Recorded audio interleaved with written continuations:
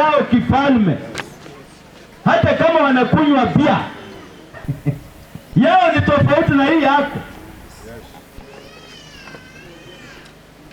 Hata kama wao ni waimbaji, nyimbo zao zinachukuliwa tofauti na zako. Kwa sababu gani? Ni wa uzao wa kifalme. Nazungumzia yule ambaye anatakana azaliwe katika uzao wa kifalme, uzao wake Mwenyezi Mungu, ambaye Biblia imesema ya kwamba hawakuzaliwa kwa mapenzi ya mwanadamu, sio kwa mapenzi ya mwili, bali ni kwa mapenzi ya Roho Mtakatifu. Bwana Yesu asifiwe. Tunapozaliwa katika familia ya ufalme, kuna mambo ambayo tunaanza kujivunia ndani ya ufalme. Bwana asifiwe. Amen. Nikiwa mgonjwa, mfalme anahusika, maana mimi ni mwana wake. Nikiwa mfalme, nikiwa katika uzao wa kifalme, nikiwa mgonjwa, baba yangu jina lake anaitwa Jehova Rafa. Yeye ataniponya. Bwana asifiwe. Wakati nimezaliwa niko ndani ya familia ya kifalme, kama sina amani, ninaenda kwa baba yangu anaitwa Jehova Shalom, amani inapatikana. Bwana asifiwe.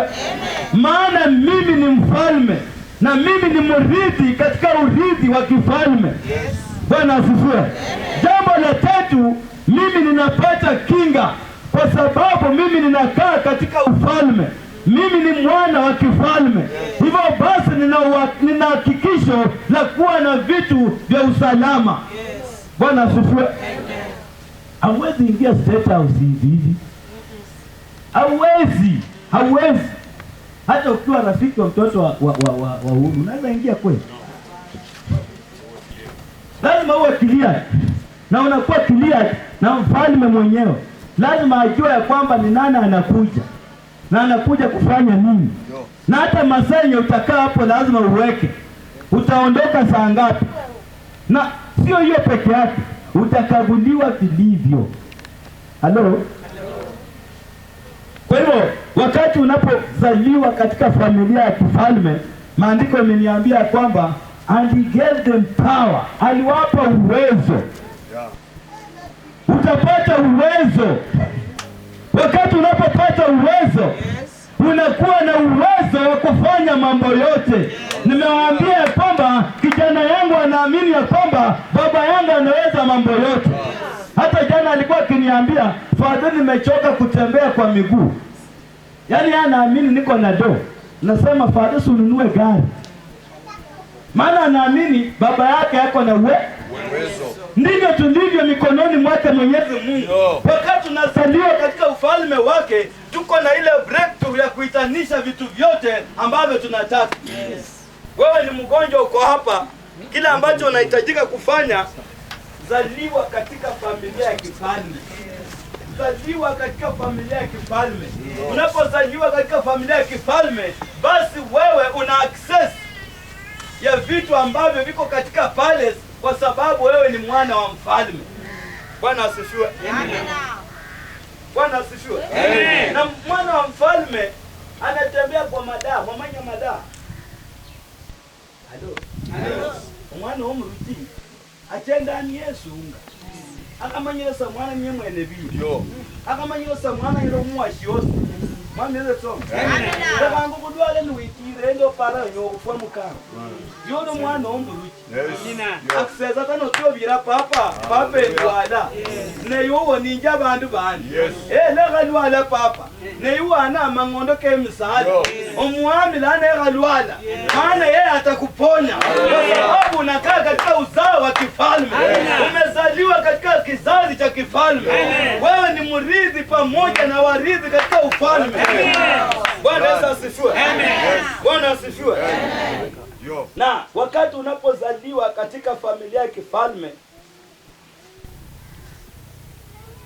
yeye mfalme anakutendea yote ya haki.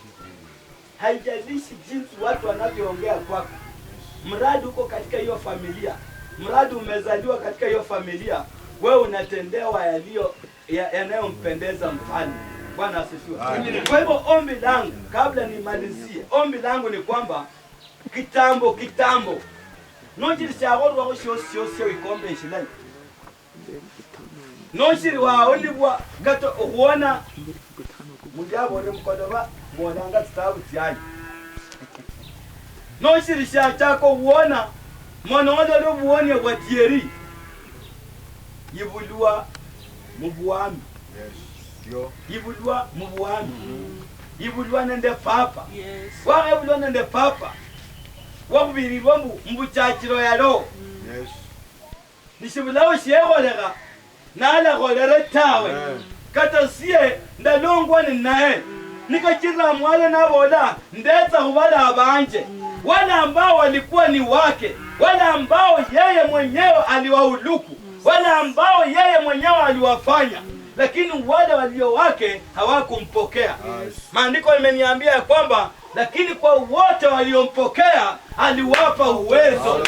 Natamani ya kwamba nimpokee huyu baba ili kwamba anipe uwezo wa kutembea, uwezo wa kuinuliwa, uwezo wa kubarikiwa, uwezo wa kuponywa, maana nimempokea. Bwana asifiwe. Nikimpokea atanipa uwezo. Bwana asifiwe. Tunakosa kufanya mambo ambayo yanaonekana kuwa mepesi ni kwa sababu hatujampokea yeye.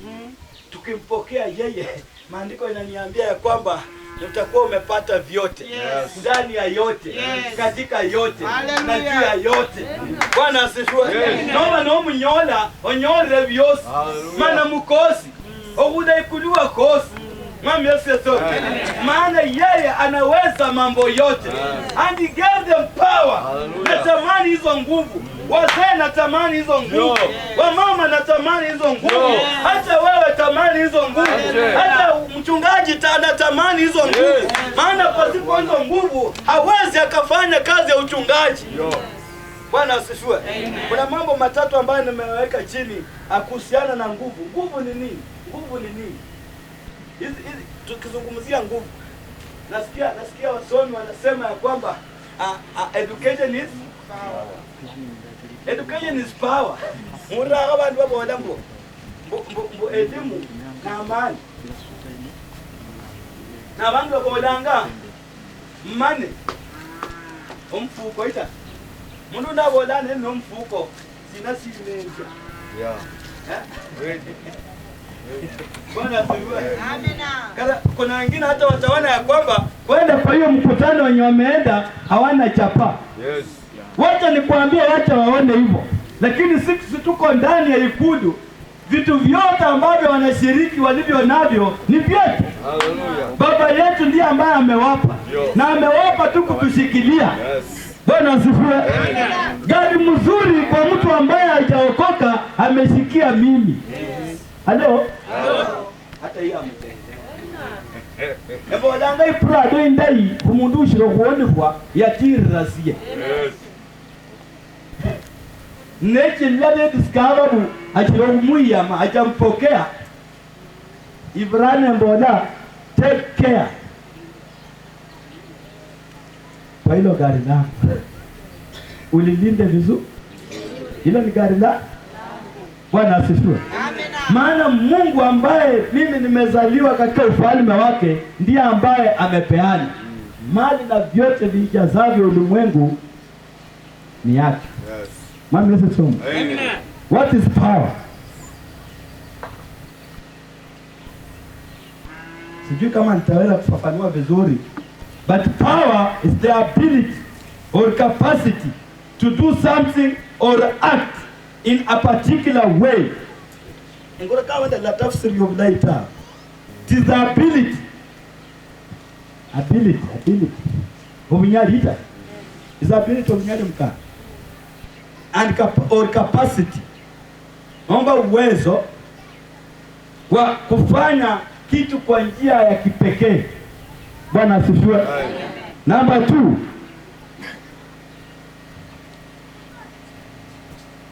Power is also a physical strength and force to extend or extended to a extend something or someone. Nguvu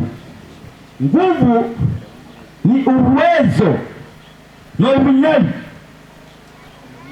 okukola obenende abantu bonanga omyayo n'amaanyi ita bamanya bali n'amaanyi maybe kwa umbo lake, si ndio? Mtasemaje huyu pastor ako na nguvu kunishinda? Maybe ni mrefu na umbo lake ni umbo lile ambalo ni sawa sawa, si kweli? Number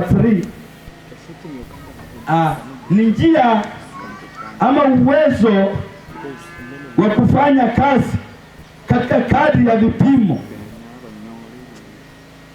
na mwisho ni wingi wa idadi ama kiwango ambacho mtu ako nacho. Ndema lakini ndemo oguramu Kiswahili, lakini kwa Kiingereza ndio ilikuwa inajieleza vizuri. Kwa hivyo wakati ninapozaliwa katika ufalme, katika kizazi cha kifalme, kwa kumpokea Yesu, ninapoanza kumpokea Yesu, ananipa uwezo. Na huu uwezo unafanya mimi ninaanza kufanya mambo ambayo hata jamii yangu ikiangalia inaona ya kwamba mimi ni mtu tofauti. Bwana asifiwe. Maana ninapozaliwa pale kuna mambo mengine ambayo nitayafanya ambayo hata baba yangu aliyenizaa kwa mapenzi ya kibinadamu akiniangalia, yeye ataona nikana kwamba mimi niko na wazimu. Wacha niwape hii kitu alafu nimalizie. Kuna wakati nilikuwa nafanya biashara, kama bado nimefungulia biashara zangu, na siku moja wakora wakakuja, nilikuwa nimeenda nyumbani, wakakuja wakaingia kwa duka wakapora vitu niwewe vile. Na hiyo siku ilikuwa siku ya Ijumaa, mkesha wa Jumamosi. Na hiyo Jumamosi mchungaji wangu amenipa jukumu niende mahali kwa mkutano, kwa ajili ya kuenda kufanya kwa boma fulani mkutano. Kwa hivyo asubuhi mimi kuingia katika sehemu yangu ya makazi, naanza kukutana na vitu kwa barabara. Na nikasema hapa kuna shida. Nilipokaribia mlango wa kuingia kwenye duka, nikapata askari ilikuwa imemwagika hapo. Nikasema nitafanya namna gani? Mungu akaleta wimbo ndani ya mawazo yangu. Naimba hivi: Mungu wangu, ewe jua sababu kwa nini niyapitie haya. Niliimba tu wimbo. Baada ya kumaliza mimi nikafunga tena mlango, nikarudi nyumbani kupasha wale ambao wamebaki nyumbani habari ya kwamba duka limeporwa na vitu vimeibiwa. Alikuwa kwa shamba. Sasa mzee akaniambia chukua hatua uende uripoti. Baada ya kuchukua hatua kwenda kuripoti, wacha maaskari wakuje waanze kufanya uchunguzi. Naye mama mzazi akasema ya kwamba sio hivyo, kila ambacho utafanya wewe enda ufunge duka. Baada ya kufunga duka tutajua cha kufanya cha pili. Wamama mko hapa? Mama mlio? Sikia hii, usiegemee sana kwa akili na maarifa za wanadamu. Alo? Mama mlelete kumani nendo binyali babana babandu tawo. Maana kila ambacho nilisoma kwa akili ya mama yangu mzazi ilikuwa ni kwamba hata tuchukue hizi vitu tupelekee mtu muonaje au muombaji, ili kwamba huyu mtu apatikane au huyu mtu aadhibiwe. Halo? Nikawa na mawazo ya mzazi baba na mzazi mama. Naye mke wangu amenyamaza. Sasa nikafikiria, na pastor akanipigia simu, James, nitakana mfike kule saa 4. Sikumwambia yaliyotendeka. Nikaanza kuchukua hatua ya kuenda kwa mkutano. Awewe viranga papo hapo. Abuena na abuene, wazazi wangu walianza kunirushia matusi ya kwamba mwana ndio muhimu. nani vindu vivi kule na yako ya mzanga yerudaliwa nani ndo dako ya nanga mpindi vya Nyasaye buno akorwebu vindu vivi kule. Hiyo ni kuongeza uchungu kwa kidonda ama ni kupunguza uchungu kwa kidonda? Ni kuongeza. Simi nafikiria alikuwa ananifariki. Bana huo lengo yana meaning but sijajua dhamana hii vitu kuibiwa, naenda kwa mambo ambayo si ya hii vitu. Ninakuambia mtoto wa kifalme tofauti na mtoto wa nje. Bwana asifiwe. Mimi nikaacha wakafanya matusi yao na sikuwajibu. Nikaambia Mungu, wewe ndiye uliyenipa na wewe ndiye uliye na uwezo wa kunipa zaidi ya vile ambavyo vimeibiwa. Na mimi nikachukua baiskeli, kaitanisha na pastor mwingine hapo kule nyumbani, tukaenda kwa mkutano. Nilipofika huko tukafanya mkutano, lakini ombi langu lilikuwa ni moja. Mungu, hizi vitu si kunipa, ni wewe ndiye uliyenipa. Na hata kwa hiki kidogo ambacho unanipa Baba, mimi ninasimama na kazi yako. Ninakuomba leo ujidhihirishe. Bwana asifiwe. Bwana asifiwe. Wewe unashtaki kwa ulimwengu, mimi ninashtaki kwa mwenyewe. Bwana asifiwe. Kuna watu wanashtaki mambo yako katika ulimwengu, lakini mimi ninashtaki kwa yeye aliye ndani ya yote, katika yote na juu ya yote. Bwana asifiwe. Sitajenda kuhakikishia kufikia saa 9 nilikuwa napata simu, hakuna sukari gunia moja imepatikana msituni mahali fulani.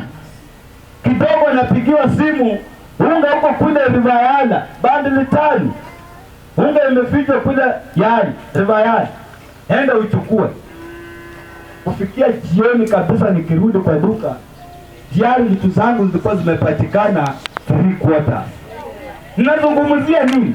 Ukimtegemea Mungu, ukiegemea maisha yako kwa baba yako wa kiroho, ukimtegemea huyu Yesu, yeye atakushughulikia. Bwana asifiwe. Na anakupa uwezo wa kuona ya kwamba hii yote ni yeye ndiye aliyekupa. Bwana asifiwe. Lakini kama hauna huo ufunuo, utaanza kung'ang'ana. Na watu ambao wanang'ang'ana, ninawapa challenge. Ninawaambia badala ya kung'ang'ana, mpokee huyu Yesu. Mpokee huyu Yesu. Unapompokea huyu Yesu, yeye atakupigania. Maandiko inaniambia katika Zaburi, Bwana teta nao wote wanaoteta nami. Bwana pigana nao wanaopigana nami. Bwana asifiwe. Sina nguvu za kupigana, niko za nguvu za kumsifu Yesu. Naye anachukua usukani wa kunipigania. Bwana asifiwe. Yale yote ambayo unanipangia, mimi nimempa Mungu maisha yangu, yeye atayafuta yote. Ni kwa sababu mimi ni mwana wake. Nimekuja kuambia watu wa Evohaya ya kwamba tumpokee huyu Yesu. Tunapompokea huyu Yesu, atatupa uwezo. Hatatupa uwezo wa kuitwa wana wake. Tunapoitwa watoto wake, basi hapo tutakuwa na access ya kufanya mambo ambayo hata ulimwengu unashangaa. Bwana asifiwe. Na yeye atatuvisha vazi jipya.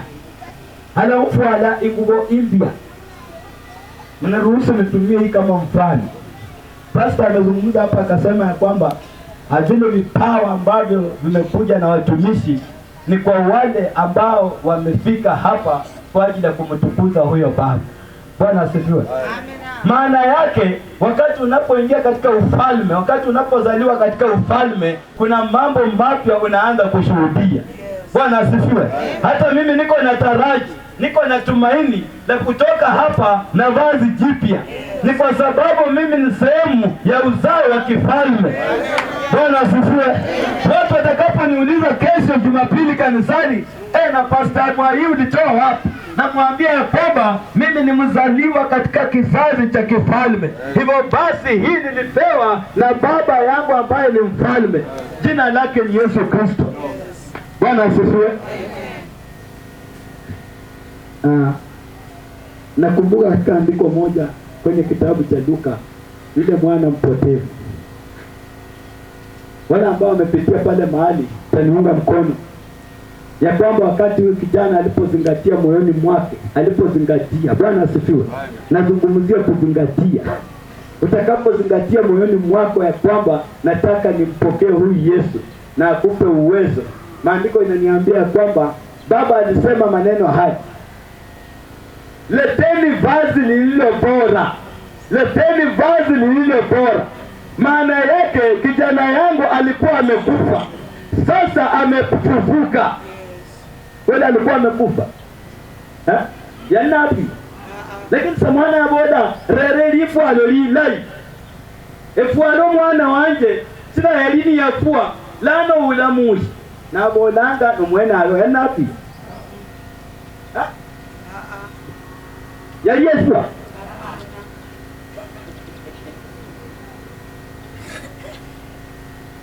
Huyo kijana, wakati unapodumu katika dhambi, wewe umekufa. Pigia Yesu makofi. Nomenya muumbi eyoba lungo singo mundu wafua. Adamu aliambiwa wakati utakapokula katika matunda ya mtu wakati, hakika utakufa. Lakini naona ya kwamba Yesu anaitanisha, ama Mungu anaitanisha, Adamu uko wapi?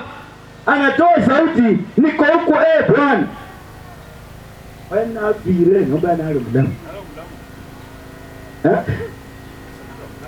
Nalo mdamu naboda. Lakini mroho yadia wale yafua.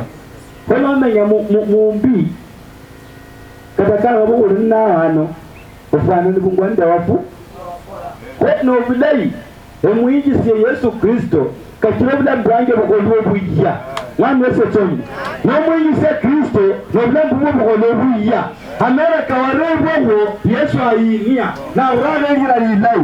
Amanyeko kuanyekwa Yesu ayinia na uraga mahuwa malai. Tunaana tereba uinjira huo. Maana wengine tumewekewa laana hata na mababu zetu, lakini ninapompokea huyu Yesu anaondoa hizo laana, anatangaza baraka. Bwana Yesu asifiwe. Kwa sababu nimempokea yeye, amenifanya mrithi pamoja na yeye. Bwana asifiwe. Kwa hivyo sasa mimi maisha yangu yanakuwa mapya. Maandiko yanasema katika Korintho 5:17, tazama ya kale yamekwisha na sasa yamekuwa ni mapya. Yule Kristo ambaye alikuwa anataja kwamba Kristo ni mbaya, Kristo ambaye alikuwa amechapikwa majina ya kwamba yeye ni kahaba, anakuwa Kristo wa Yesu. Bwana asifiwe. Yule ambaye alisema ya kwamba hawezi akafanya chochote, huyu ni kijana tu chake mcheza gitaa, lakini sasa nilipompokea Yesu ninafanyika amwaye mpya. Bwana asifiwe. Litale lilo lyabaga chai wa mama amkiti uwo yabani afuolwa omusala kwa litiro kubira no kuingiza Yesu moyo kuko ni Yesu atokase omkiti kuko, Yesu atokase litala lilyo, Yesu atokase inzu hiyo, Yesu atokase itero hiyo. Unapompokea huyu Yesu anabadilisha mambo. Tazama ya kale yanapita na yanakuja sasa mapya. Kama ulikuwa mtu ambaye unatukanwa wingu bondana. Hello? Najua watu wanajua kuniknemu watu kabisa. Kana sile shida shino wanabolo mkamba ameroa shida nao. Bwana asifiwe. Kwa sababu unapompokea Yesu anabadilisha mambo yako. Anakutanisha na watu ambao wewe hukujua utakutana na mtumishi tare. Mpaka wakati uliposikia neno la Mungu na ukaanza kujua kwamba huyu ni nani ambaye anazungumza neno la Mungu, ndipo ukakutana na yeye. Hivyo basi wakati unampokea Yesu anakutanisha na watu wakuu. Bwana asifiwe. Mungu akijalia dizia tukienda conference, mzee tuende na wewe conference Nairobi, uone jinsi Mungu anaweza kukuconnect na watu ambao hata uzao wako haungeweza kuwajua. Bwana asifiwe. Mpokee tu huyu Yesu. Ukimpokea huyu Yesu umepokea amani. Maandiko yanamuita mfalme wa amani. Ukimpokea huyu Yesu umepata baba wa milele. Maandiko yanamuita yeye ni baba wa milele. Ukimpokea huyu Yesu umepata Mungu aliye juu ya viungu vyote vya ulimwengu huu wakati unampokea huyu Yesu. Kwa hivyo nataka nitamatishe kwa kusema hivi. Najua kuna walimu ambao wanakuja nyuma yangu. kuna mambo ambayo yanakusumbua, kuna mambo ambayo, changamoto ambazo unapitia kama mwanadamu. Ukitaka kumaliza hizi changamoto, si kwa mganga, maana hata wewe mganga kilichompelekea kufanyika mganga ni njaa ya tumbo. Halo, hiyo nitarudia. Kilichosababisha huyo mganga kuitwa mganga ni tumbo lake, anajitafutia. Na wewe unachukua kuku mzuri, kuku ambao unapelekea pasta, naomba baraka kwa ndoa yako iwe na amani. Oyiregweni neye subisie noirayo, nakupa hakikisho noirayo living the life of God design. Noirayo living the life of God design. Noaga nonyaga na mundoa nano kada nuru le mundoa yeye. Lakini ukimpelekea Yesu na umwambia kwamba Baba, shughulika na maisha ya nyumba yangu, yeye ataanza kushughulika nayo. Amani ambayo haikuwa amani inaanza kuwa amani. Maana andiko linasema yeye hufungua njia hata pasipodhaniwa. Hata mahali ambapo wanadamu hawakudhani njia inaweza kuwa, hapo na uwezo wa kutengeneza njia mahali pale. Bwana asifiwe. Bwana asifiwe. Kwa hivyo langu tu ni kuambia watu wa haya, tumpokee Yesu. Tumpokee Yesu. Tutembee na Yesu. Utaniambia pastor, mimi nimeokoka. Nimekubali umeokoka. Sijakataa umeokoka. Je, uko na zile nguvu za kuidhinisha ya kwamba, za kuwekea siri ya kwamba umeokoka? Wale ambao wako na vyeti vya shamba, title deeds, kuna government seal, kuna ile mmoja ambao serikali inaweka, na kwa sababu kuna ubunifu mwingi wa wanadamu, watu wameanza kutoa fake title deeds. Mnasikia vizuri? Abantiba ninja title deed fake. Note maneno mkunda kulangwa James Samuel and kulangwa Enos. Ita. Lakini kila ambacho kinatofautisha fake title deed na original ama genuine title deed ni ile seal ambayo serikali imeweka. Maana hii ambayo imewekwa na wanadamu wa ubunifu ni ile sign ambayo inafutika. Tukuna pesa fake. Ushaona pesa fake? Inoti fake. Mwache lao. Anyako kuleta ishi kana mwidu kali. Kwa wale ambao kuiangalia. Na ukienda kwa wengine watakwambia hii ni fake. Na ukishikwa nayo unahukumiwa, unashtakiwa, unahukumiwa. Si kweli? Hadi mkuonia kwa mtu katika wokovu. Tena tunafika mahali kuna watoto ambao wanakuwa wana fake. Bwana asifiwe. Wana fake, wale ambao hawajawekewa zile nguvu za kudhibitisha ya kwamba huyu ni mtoto wangu. Kwa hivyo hawa wana fake. Ombi langu ni kwamba tutoke katika ufake. Fake wanaanga bandu bao manyana ya mama kanisa, lakini nulengo so practice ango mama kanisa ta. So walanga so mama kanisa wala ta. Mama mtoto. Endo mkambi, eva kambranga. Lakini napofika nyumbani sionyeshi hakika ya kwamba mimi nimeokoka. Ninajidanganya mimi ni mtoto fake katika ufalme. Mbao maandiko inasema wengine walikuwa ya penginepo. Waliingilia mmadogaro. Maya mmadogaro. Wengine mmadogaro beto muhivi. Eshuvi. Nuve ramu idrisha. Eshuvi gani. Nuve ramu mliango. Uve ramu mliango. Uve ramu mliango tukusha. Uve ramu mliango. Umwene huyo. Umwene huyo mkoni lofu. Nyanda kupiramu mliango kumwingisha Yesu. Bwana asifiwe. Kupiramu mliango kumwingisha Yesu. Tenda kanevo olanga yenyo mliango kwa watoto. Yeye ndiye mlango wa kweli. Bwana asifiwe. Tumpokee Yesu. Tutakapompokea Yesu atatupa uwezo. Tunapopata uwezo tutafanyika wana wake halisi, watoto wake wa kweli, watoto ambao wako na uwezo wa kufanya mambo ambayo ni makuu. Bwana Yesu asifiwe. Ukiwa mgonjwa, pastor anahitajika kuombea. Ni hakika itakana pastor kuombea. But ukiwa na ile uwezo, kitambo ufikie pastor, ule uwezo utaanza kufanya kazi. Bwana asifiwe. Ukiwa na shida, inahitajika hiyo shida isaidiwe. Na unaweza saidiwa tu hiyo shida na pastor. Na Mungu. Bwana asifiwe. Pastor atakuombea, lakini aliye na uwezo wa kusaidia ni baba yako ambaye ulizaliwa katika mji wake. Ndiposa nimeanza na kusema ya kwamba mimi siwezi nikarudi shamba la mzee Nusi kwa sababu sikuzaliwa katika nini yake.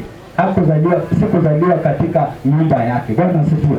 Na tutapata tu kurithi, ama tutapata tu kufaulu, ama tutapata tu kuenenda sawa iwapo tutampokea huyu Yesu na tufanyike wazao wake.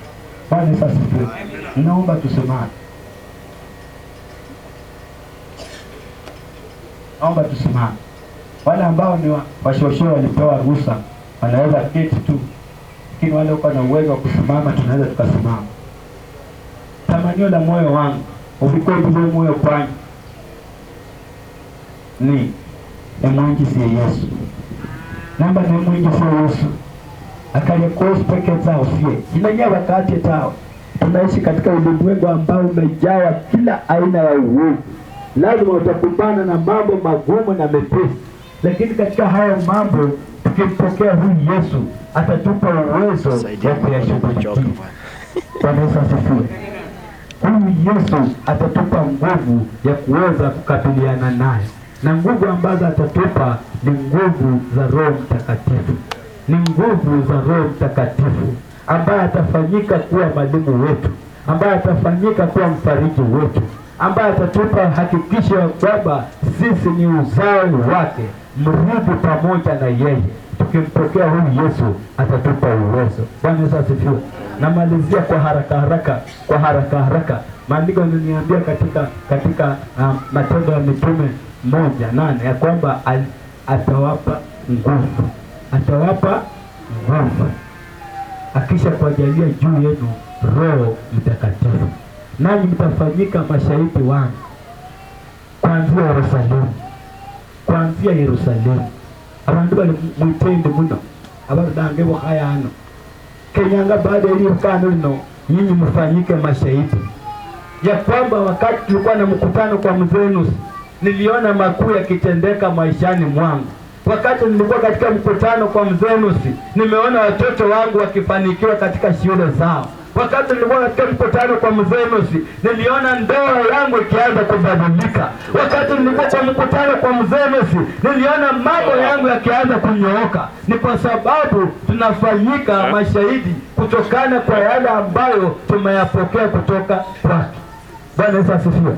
Natamani niombe Sister Jane atakuja atupe wimbo wa kuabudu mmoja wa kuomba Mungu ya kwamba Bwana natamani ya kwamba nikupokee ndani ya maisha yangu, ili kwamba maisha yangu yabadilike, ili kwamba maisha yangu yafanyike mapya, ili kwamba maisha yangu mfalme wa ajabu yaanze kuchukua mkondo mpya. Na wakati unapompokea Yesu, na ninakwambia kwamba ninakupa hakikisho ewesija obusubizie noba n'omwingisie Yesu obulamu bwinshi buratonga buriyo tawe. Noba n'omwingisie Yesu angu wose alatonga ariyo tawe. Noba n'omwingisie Yesu ilimenya liryo silatonga ariyo tawe. Noba n'omwingisie Yesu obutigi bwakananga nabo ndanye bwese obusubizie kibulatonga buriyo tawe. Lisa ly'omwoyo kwanje eryenya ly'omwoyo kwanje niko emwingisie Yesu. Namba nimwingisie Yesu obulamu bwange bulakaluha. Namba nimwingisie Yesu imero yange yokumenya ilakaluha. Ndikombanga emwingisie Yesu. Iba abatira n'oluponi no nende wiyangu bw'obwira Nyasaye nafungua moyo wangu.